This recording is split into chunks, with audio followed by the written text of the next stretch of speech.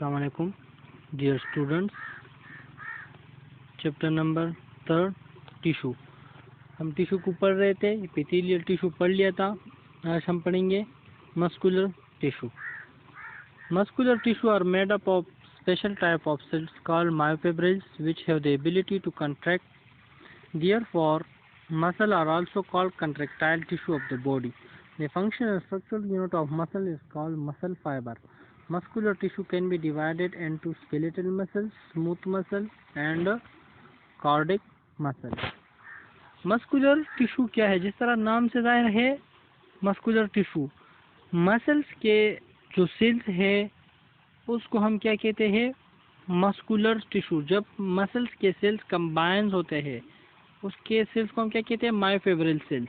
जब myofibril cells combine होते हैं और ये एक टिश्यू बनाता है तो उस टिश्यू को हम क्या कहते हैं? मस्कुलर टिश्यू कहते हैं। और ये कंट्रैक्टाइल होते हैं। इसमें ये एबिलिटी होती है कि ये कंट्रैक्ट और रिलैक्स होते हैं।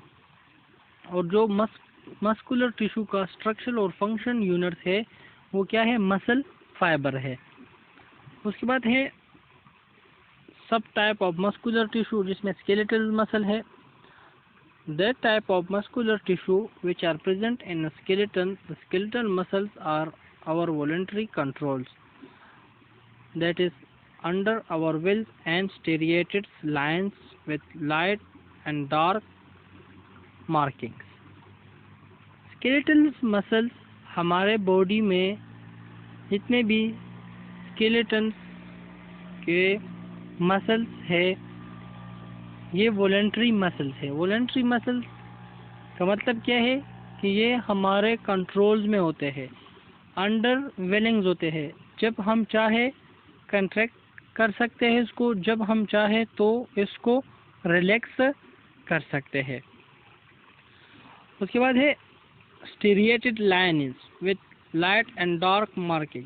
हमने एपिथेलियल टिश्यू से पहले जब टिश्यू स्टार्ट करते तो उधर एक सिंपल टिश्यू पढ़ लिया था और एक स्टेरिएटेड सेल्स पढ़ लिया था, स्टेरिएटेड एपिथेलियम। तो ये जो स्केलेटल्स के मसल्स होते हैं ये भी स्टेरिएटेड होते हैं। स्टेरिएटेड का मतलब है कि नंबर ऑफ लेयर्स प्रेजेंट होते हैं।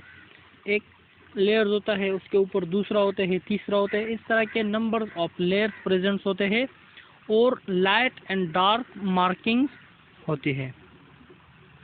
ये आप लोग एग्जामाइन कर सकते हैं।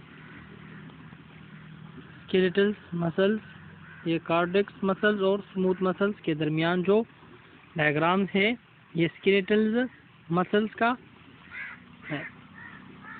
इसमें एक पॉइंट और है कि इसमें ओवल शेप न्यूक्लियस होता है। क्या होता है? ओवल शेप न्यूक्लियस प्रेजेंट होता है। उसके बाद है smooth muscle. These are unstriated and involuntary in control. Smooth muscle are mostly found in the coat of blood vessels, wall of digestive tract, trachea, bronchi etcetera. Smooth muscle क्या है? जिस तरह नाम से जाहिर है, smooth muscles, these cells are smooth. ये क्या है? अनस्टेरिएटेड मसल्स है और इनवॉलंटरी कंट्रोल होते हैं। इनवॉलंटरी कंट्रोल का मतलब क्या है कि ये हमारे कंट्रोल में नहीं है। और ये किधर प्रेजेंट होते हैं? ब्लड वेसल्स के जो कोटिंग्स है, लाइनिंग्स है, इसमें प्रेजेंट होते हैं। डाइजेस्टिव ट्रैक का जो वॉल्स है उसमें प्रेजेंस होते हैं, ट्रेकिया में प्रेजेंट होते हैं एंड ब्रोंकाई में प्रेजेंट होते हैं। ये लास्ट वन क्या है?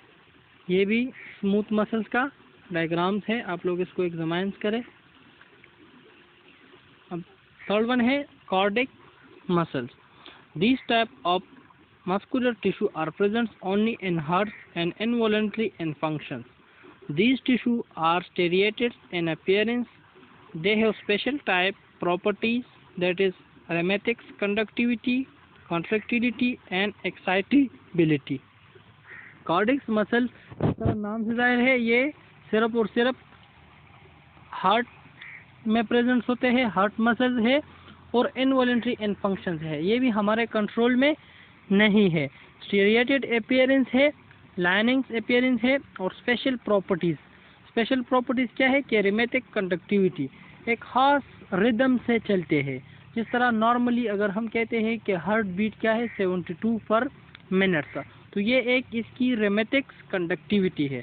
उसके बाद है कॉन्ट्रैक्टिलिटी एंड एक्साइटेबिलिटी, ये कंट्रैक्टेबल भी है और एक्साइटेबिलिटी जिसको हम क्या कहते हैं, जब हार्ट बीट ज़्यादा होता है ट्रैकिकार्डिया। ट्रैकिकार्डिया जब होता है तो हार्ट मसल जो है ये एक्साइटेबिलिटी स्टेट में चले जाते हैं।